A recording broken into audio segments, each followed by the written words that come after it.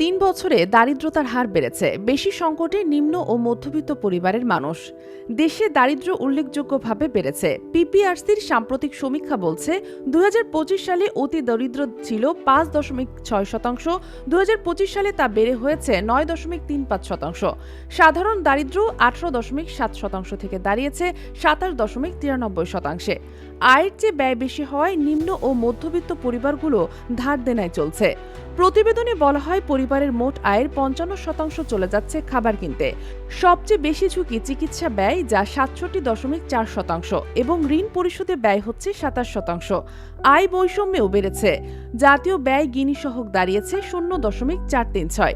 সমীক্ষা অনুযায়ী সর্বনিম্ন ১০% মানুষ সপ্তাহে অন্তত একদিন না খেয়ে থাকে। কর্মসংস্থান সংকটও প্রকট। ৩৮% আংশিক বেকার। নারীর শ্রম শক্তিতে অংশগ্রহণ স্থবির ২৬%। ডক্টর হোসেন জিল্লুর রহমান বলেন, এখন কর্মসংস্থানের জরুরি পরিস্থিতি তৈরি হয়েছে। অর্থনীতিবিদরা মনে করেন, স্বল্প মেয়াদে দরিদ্র পরিবারগুলোকে সহায়তা প্যাকেজ দেওয়া জরুরি।